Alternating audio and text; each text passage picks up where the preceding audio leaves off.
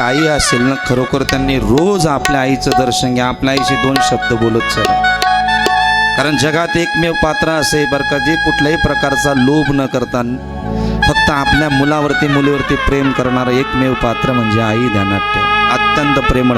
लेकुराचे हित जाणे माऊलीचे चित्त, ऐसी कळवळ्याची जाती करी लाभा वीन प्रीती. तिला कुठला लोभ नसतो, लाभ नसतो की मला हे करावं ते करावं, मुलाने मला दागिना द्यावा, मुलीने काहीतरी द्यावं. तिची फक्त एक इच्छा असते, माझा मुलगा माझी मुलगी बरं का यशाच्या शिखरापर्यंत पोहोचावी. मग ती प्राण्यांची आई असू द्या नाही तर आपली माणसाची आई असू द्या. बघा तुम्ही किती प्रेमळ असतं. कबीर जी महाराज कहते, जरा सुनिएगा. दुनिया में सब मिल सकता है लेकिन माँ नहीं मिल सकती. कौन सी है वो चीज जो मांगने से नहीं मिलती, सब कुछ मिल जाता है मगर माँ नहीं मिलती. सगळं मिळेल जगामध्ये पण गेलेली आई वडील परत मिळत नाही. म्हणून आईचं पात्र लय खतरनाक. तुम्हाला सांगतो, ही सत्य घडलेली घटना सांगेल तुम्हाला. एकदा एका आईच्या पोटामध्ये बाळ आडवं आलं, दवाखान्यामध्ये भरती केलं. डॉक्टरांनी त्या स्त्रीच्या पतीला सांगितलं, बाळकाच्या बापाला, साहेब तुमच्या पत्नीच्या उदरामध्ये बालक आडवं आलेलं आहे, दोघांपैकी फक्त एकाचा प्राण वाचू शकतो. मला सांगा लवकर, वेळ फार कमी आहे, तुमची पत्नी वाचू शकते किंवा तुमचा मुलगा वाचू शकतो. त्या बाळाच्या बापाने क्षणाचा विलंब न करता डॉक्टर साहेबांना सांगितलं, डॉक्टर साहेब मुलगा मेला तरी चालेल, माझ्या पत्नीला वाचवा. तोच प्रश्न घेऊन डॉक्टर साहेब त्या आईकडे गेले. आई साहेब फार दुःख होतंय तुम्हाला विचारताना, तुमच्या उदरामध्ये जे बालक आहे ना, तुमच्या काळजाचा तुकडा हे आळवा आणलेला आहे, खूप प्रयत्न करून सुद्धा शक्य नाही, दोघांपैकी एकाचाच प्राण वाचवू शकतो, वेळ फार कमी आहे, कोणाला वाचवू ते सांगा. आईने जेव्हा ते शब्द ऐकले आणि एका क्षणार्धामध्ये डॉक्टर साहेबांना सांगितलं, डॉक्टर साहेब मी मेले तरी चालेल पण माझ्या कुलदीपकाला वाचवा. ते पात्र म्हणजे आईचं पात्र. लक्षात. बऱ्याच वेळेला मी असं ऐकतो, कधी कधी फार खंत आणि दुःख होतं. बरेच मुलं मुली आपल्या आई वडिलांना, आईला म्हणतात, आई तुला काही अक्कलच नाही असे म्हणतात ना, तुला काही कळत नाही. मी विनोदाने सांगत असतो, खरंय बाबांना, तुमच्या आईला कळत नाही. तिला जर कळालं असतं तर लहानपणी डोळ्यामध्ये काजळ भरण्याच्या ऐवजी लोंगी मिरचीचा ठेचा भरला नसता. कुठं कळतंय तिला? 9 महिने 9 दिवस जी आई आपल्याला मुद्रामध्ये वागवते, तिथं काही एअर कंडिशन असतं का? किती त्रास होतो, आंबट खात नाही, तिखट खात नाही, किती काळजी घेते आई. का माझा मुलगा सुखरूप असावा, किती दुःख सहन करते. मला सांगा, गर्भवासाचं दुःख काही तुम्हाला सामान्य वाटलं का? अहो दगडाला सुद्धा पाझर फुटेल इतकं भयानक दुःख हे उदरातलं. असं म्हणतात, स्त्री जेव्हा मुलाला जन्म देते तेव्हा तिचा दुसरा जन्म होतो स्त्रीचा. इतकं भयंकर, इतकं सामान्य नाही आहे, सामान्य गोष्ट नाही. म्हणून जगात आईची किंमत करा. नगर जिल्ह्यामध्ये केळी नावाचं गाव आहे. पण एक भिल्ल समाजाचं जोडपं, त्यांचं एक 6 महिन्याचं छोटंसं बालक होतं. आई किती श्रेष्ठ असते पहा. उन्हाळ्याचे दिवस होते, गावामध्ये फार मोठं लग्न सोहळा होता, सगळ्या लोकांना निमंत्रण होतं पण या दोघांना नव्हतं. का? गरिबी होती परिस्थिती. काही लोक तोंड पाहून आमंत्रण देतात. अशा लोकांचं आयुष्यात कधीच उद्धार होणार नाही. ध्यानात. जे श्रीमंती पाहून, पैसा पाहून आमंत्रण देतात ना, काही गरिबाचं पोरग जर पंक्तीत बसलेलं असेल ना, त्याला उठवून देतात. तुम्हाला हात जोडून विनंती माझी, अरे श्रीमंताला किती खाऊ घातलं, त्याचं पोट भरलेले. एखादं गरिबाचं पोरग जर पंक्तीत बसलं असेल तर त्याला अजून आवर्जून वाढा. ते जे आशीर्वाद देईल ना, तुम्हाला साक्षात भगवंताचं दर्शन झाल्याचं तुम्हाला आशीर्वाद प्राप्त होईल. हे फार मोठं सामर्थ्य याच्यामध्ये, कधीतरी याची जाणीव ठेवा. श्रीमंत लोकांना बोलू नये असं मी त्याच्यातलं म्हणणं नाही माझं, पण मला सांगा, ज्याला खरोखर आता अन्नाची गरज आहे त्याला खरोखर अन्नाची किंमत कळते. हे दोघं जोडपं आता काम करणार तर खाणार अशी त्यांची परिस्थिती. जंगलामध्ये गेले, आईने बालकाला स्तनपान केलं, झाडाखाली झोपवलं, दोघं काम करतात. कडक ऊन तापत होतं, अंगाची लाई होत होते, शरीरातून घामाच्या धारा बाहेर पडत होत्या. दुपारचे 1:45 वाजले आणि एक भयंकर त्या आईच्या जीवनातला सर्वात मोठा काळा दिवस म्हणजे त्या 1:45 वाजता अंगाची लाई होत असताना, ऊन तापत असताना त्या शेतामध्ये एक भला मोठा वाघ आला आणि त्या वाघाचं लक्ष त्या झाडाखाली झोपलेल्या बालकाकडे गेलं. वाघ हळूहळू पावलांनी झाडाच्या खाली पोचला. त्याला असं वाटलं आपल्याला शिकार मिळाली. हे दोघं तिकडे काम करताय. वाघाने अलगद आपल्या मुखामध्ये जबड्यामध्ये त्या बालकाच्या मानेला पकडलं आणि हळूहळू त्या बालकाला घेऊन निघाला. पण जेव्हा त्या बालकाची हालचाल झाली ना, ते रडायला लागलं आणि त्या रडण्याचा आवाज त्या बालकाच्या बापाच्या कानावरती पडला. बाप धावत आला, दगड घेऊन त्या वाघाच्या पाठीमागे धावतो. आई आक्रोश करायला लागली, धावा, कोणीतरी माझ्या बालकाला वाचवा. दगड इतका मोठा होता, बापाने असा वरती उचलला आणि त्याला मारणार, पण स्वतःच्याच अंगावरती पडला, पायावर पडला. बापाला चक्कर आली, मूर्छा आली, जागेवरती पडला. एकुलता एक काळजाचा तुकडा घेऊन वाघ निघालाय. स्वतःचा नवरा जमिनीवरती मूर्छित होऊन पडलेला आहे. ती आई आकांत करते, छाती पिटते, आक्रोश करते, डोळ्यातून अश्रूच्या धारा बाहेर पडतायत, आवाज देते, पण आजूबाजूला कोणी नव्हतं. सगळे गावामध्ये होते, कोणीच नव्हतं. आवाज देत असताना वाघ पुढे पडतोय, आई मागे धावते. आईच्या मनात जराही भीती नव्हती की हा वाघ मलाही ठार करेल. मातृप्रेम. वाघ पुढे पडतो, आई मागे धावते, वाघ पुढे पडतो, आई मागे धावते. वाघाने मागे वळून पाहिलं की या बाळकाची आई माझ्या मागे धावते. आता शेवटी वाघ हा क्रूरच, हिंस. एका खोल दरीमध्ये वाघ पोहोचला आणि त्याने मागे वळून पाहिलं आणि त्या बाळाची मान आपल्या जबड्यात होती. त्याने त्याचे सुडे दात त्या मानेमध्ये बालकाच्या घातले. बालक त्याच ठिकाणी गतप्राण झालं. बालकाच्या शरीरातून रक्त सांडू लागलं. त्या रक्ताने दगड भरला आणि ते मेलेलं बालकाचं प्रेत त्या वाघाने दगडावरती सोडलं आणि 4-5 पावलं पुढे जाऊन थांबला. तेवढ्यात ती आई धावत आली, आक्रोश करू लागली. ते मेलेलं बाल, रक्ताने माखलेलं ते बालक तिने आपल्या हृदयाशी धरलं. तिची अख्खी साडी रक्ताने भरली हो. रक्त सांडत होतं. वाघ समोर उभा आहे आणि आई आकांत करू लागली, राजा, एकदा तरी माझ्याकडे पहा ना, एकदा तरी डोळे उघड ना. बाळा, तू माझ्या काळजाचा तुकडा आहेस. तू जोपर्यंत हसत नाही ना, जोपर्यंत पाहत नाही ना, तोपर्यंत या आईला तृप्ती वाटत नाही. बाळा, एकदा तरी भरल्या डोळ्यांनी माझ्याकडे पहा ना बाळा. मी कोणाकडे पाहावं, कोणाकडे याचना करावी, आकांत करते. डोळ्यातून अश्रूच्या धारा बाहेर पडतायत. वाघ समोर उभा आहे, काळ समोर उभा आहे. स्वतःचा पती तिकडे मूर्छा येऊन पडलेला आहे. काय हे दैव असेल. आक्रोश करायला लागली आई त्या बालकाला पाहून, राजा, काय झालं तुला, का नाही पाहते, तू का हालचाल का नाही करत. मेलेलं प्रेत काय हालचाल करणार हो. रक्त सांडलं होतं, रक्ताने हात भरलं होतं, दगडावरनं खाली रक्त सांडत होतं.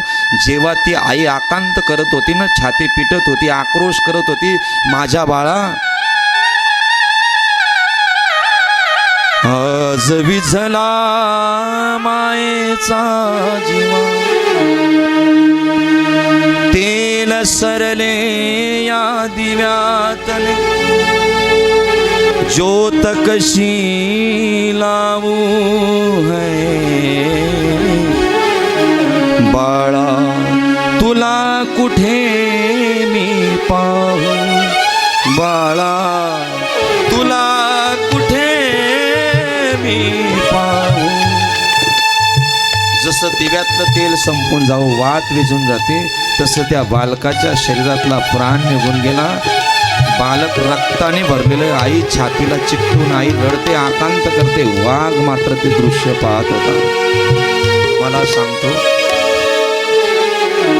जेव्हा ती आई रडत होती ना, त्या वाघाच्या डोळ्यातून सुद्धा अश्रूच्या धारा बाहेर पडू लागल्या. एक हिंस पशु, त्याला सुद्धा दया उत्पन्न झाली ना. हा वाघ विचार करू लागला, मुका प्राणी, काय या आईचं प्रेम असेल. आपल्या मुलाकरता किती आकांत करते. समोर काळ उभा आहे, हिला मरणाची भीती नाही. आपल्या मुलाबद्दल किती प्रेम असावं. आणि त्या वाघाला आपल्या त्या आईचं अंतकरण पाहायला गेले, ते अश्रू पाहायला गेले नाही.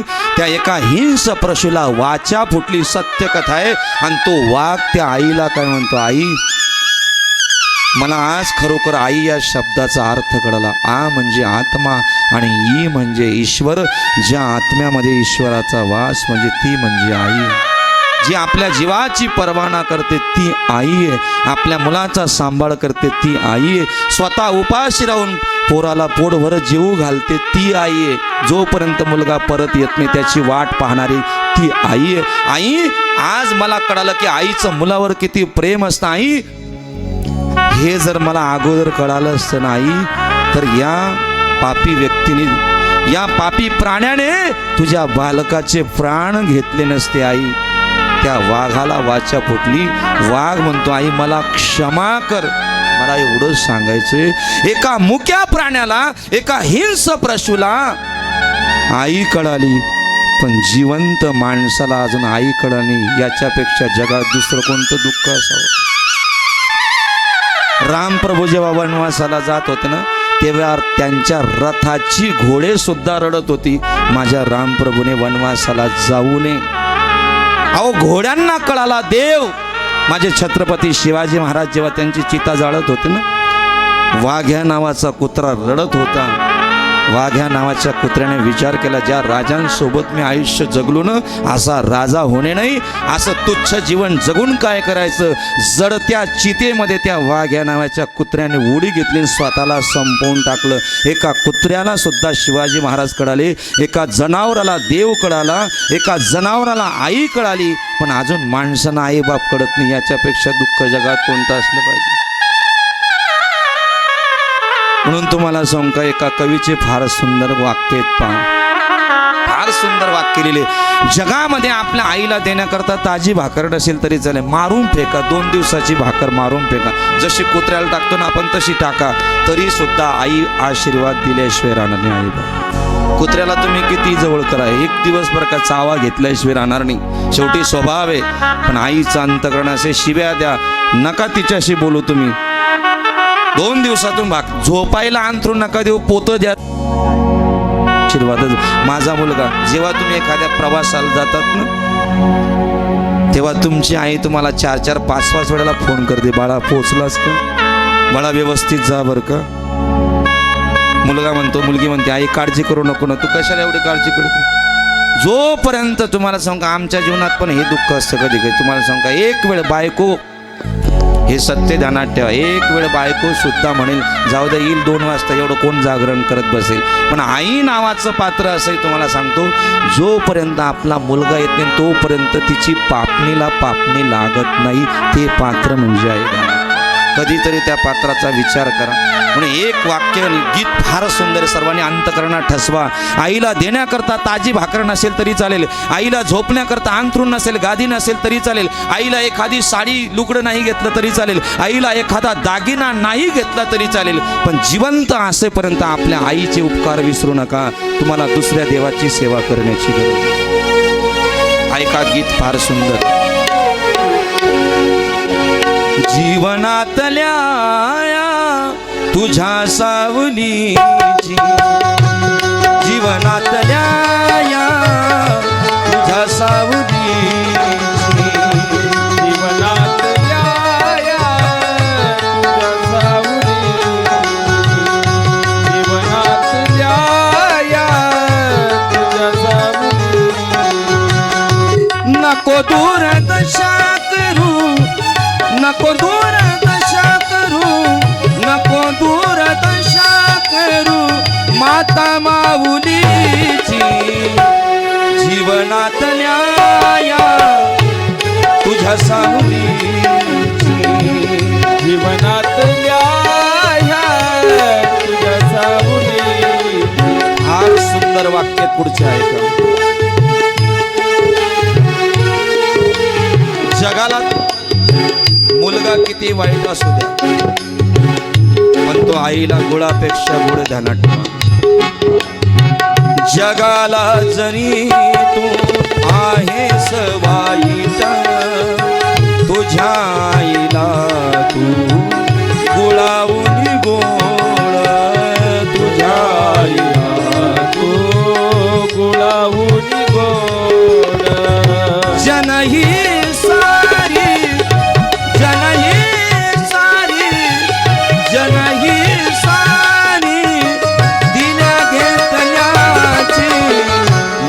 दूरदशा करू माता माऊलीची जीवनातल्या या तुझ्या सावलीची जीवनातल्या या तुझ्या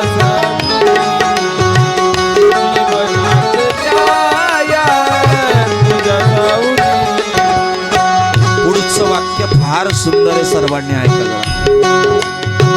आपल्या आईला एखादा दागिना देऊ शकत नसेल नका देऊ.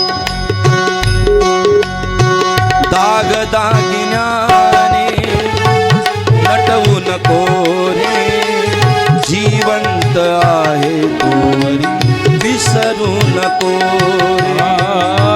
जिवंत आहे तोवरी विसरू नको रे. माता ही माऊली, माता ही माऊली, माता ही माऊली ज्योत फुलाची नको दूरदशा करू माता माऊलीची जीवनात न्याय तुझ्या सावलीची जीवनातल्या या तुझ्या जीवनातल्या या तुझ्या सावली. फार सुंदर आहे प्रीती पाहत. आई सारखं पात्र जगात कोणतंच नाही. कहा गए ममता भरे दिन कैसे कोई जिए माँ तेरे बिन. कहा गए ममता भरे दिन कैसे कोई जिए माँ तेरे बिन. ओ माँ तुझे ढूंढूं मैं कहाँ, ऐसी माँ फिर मिलेगी कहाँ. कौन भला दुनिया में, कौन भला दुनिया में माँ की जगह ले सका. कोई कह दे क्या होती है माँ आखिर, माँ होती है माँ.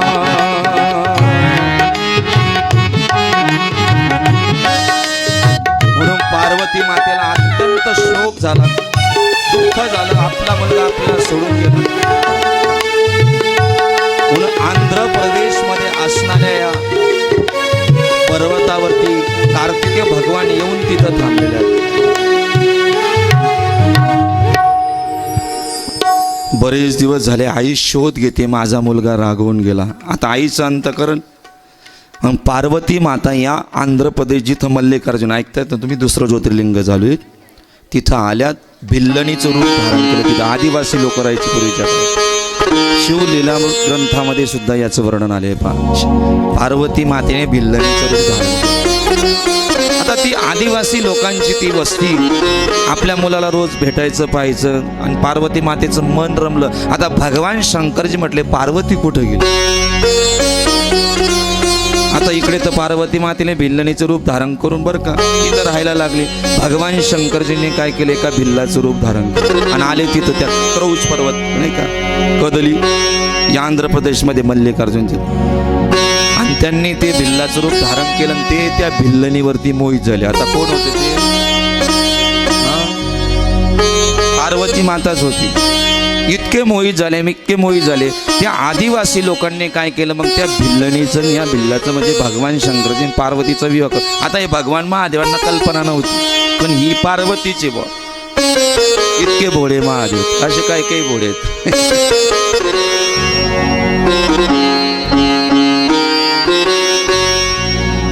मग आता गंमत अशी झाली पहा, तिथं त्या भिल्ल लोकांना असं वाटलं की आता भगवान शंकर जे आपले जावई आणि ही मुलगी आपली आहे की नाही, ही मुलगी आपली आहे आणि ते भगवान शिवांना आपला जावई समजतात.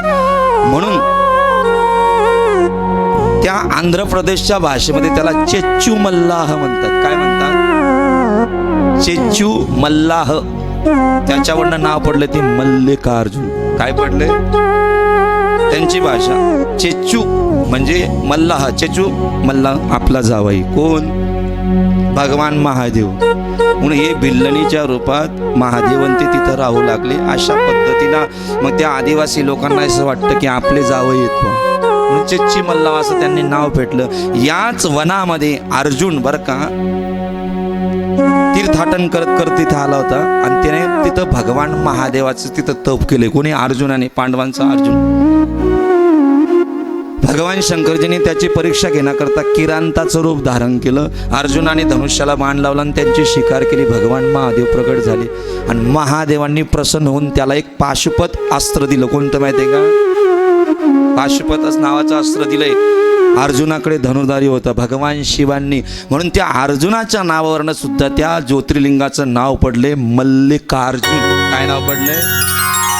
मल्लिकार्जुन. अशा 2-3 प्रकारच्या कथा आहेत, खूप कथा आहेत त्याच्यामध्ये, पण या महत्वाच्या कथा आल्या ज्योतिर्लिंग. चेच्चू मल्लाह आणि मल्लिकार्जुन. आणि त्याच्यानंतर कार्तिकेय भगवान तिथंच होते राहिला, म्हणून आपल्या मुलाचं दर्शन इथं नेहमी व्हावं म्हणून स्वतः कार्तिकेय भगवंताने, अर्जुनाने आणि त्या आदिवासी लोकांनी साक्षात भगवान महादेव यांचं ज्योतिर्लिंग तिथं स्थापन केलं. ते आहे मल्लिकार्जुन.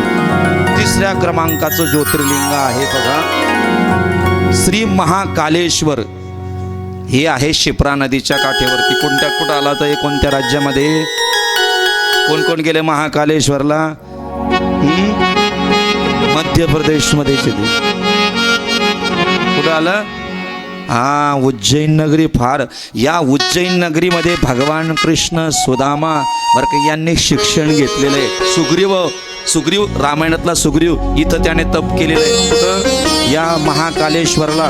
फार सुंदर कथा आहे. कालिदास माहिती आहे तुम्हाला? कालिदास, या कालिदासाने सुद्धा त्याचे काव्यग्रंथ तिथं लिहिलेले आहेत. इतकं भयंकर त्या ठिकाणचं हे कालेश्वर, महाकालेश्वर. बघा, एक दूषण नावाचा दैत्य होता आणि त्याला वरदान होतं 84 रूप धारण करू शकत होतं. किती? 84 रूप त्याला धारण करता येत होते. मग तो काय करायचा? ब्राह्मणाच्या पोरांना मारायचा आणि ते रक्त प्यायचा. तो कोण? हा दूषण नावाचा दैत्य. म्हणून मी तुम्हाला सांगितलं ना, हे मांस रक्त पिणं कोणाचं काम आहे? ऐकतायत ना तुम्ही? नक्की झोप तर नाही लागली ना? का चहा ठेवावं लागेल? बाबा तुम्ही एकादशी मांसावरतीच येतात. मांसाहार अहो त्याच्याशिवाय मग फायदा काय आपला? मी एवढं तुम्हाला तळमळीने सांगतोय, बदल करा जीवनात. तुम्ही नाही बदल केला तर देव तुम्हाला बदलवून टाकेल. समजलं का तुम्हाला? जरा गौर से सुनेगा, ये सब कुछ खाने के लिए चीजें नहीं भगवान. काही लोकांना कापायची सवय पडली. मी सांगतो आजपासून ऑर्डर दिली तुम्हाला, ऐका, कापा बिंदास. काय सांगितलं मी? बिंदास्त कापा. पण काय कापा? सफरचंद कापा, चिकू कापा, डाळिंब कापा, पपई कापा. तुम्ही पण खा आणि कापा ना. कोण म्हटलं कापू नये? नका करू. ऐका, तुम्ही काल ऐकलं ना, वेळ नव्हता तरी मी वर्णन केलं. नका करू, नरकाची प्राप्ती मिळेल. या भ्रमात नका राहू. अंधश्रद्धा नका बाळगू. मांसाहार केल्याने शरीर दुष्टपुष्ट होतं. आम्ही काय सेवन करतो? हत्ती काय सेवन करतो? ऋषीमुनी काय खात होते? मला सांगा, एका प्राण्याची हत्या करून एक प्राणी खात असेल, याला का माणुसकी म्हणतात का? एक कविता तुम्ही रोज शाळेत ऐकली असेल, पोरं म्हणतात. ऐका ना, कोणती कविता आहे? हीच आमची प्रार्थना, हेच आमचे मागणे, मानसाने मानसासी मानसा समवागणे. हीच आमची प्रार्थना, हेच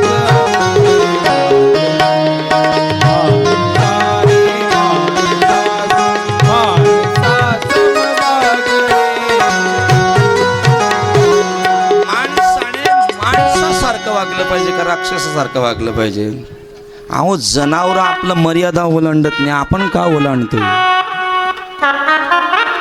का आपण? एक सुंदर वाक्य सांगू का तुम्हाला? 2 बादल्या घ्या. एक पाण्याची, शुद्ध पाण्याची बादली भरा, फक्त म्हणा. एक दारूची बादली भरा, कुठं? मनात. एक गाढव घ्या. घेतलं का गाढव? सोडा गाढव. कोणतं पाणी पिल गाढव? शुद्ध पाणीच पी.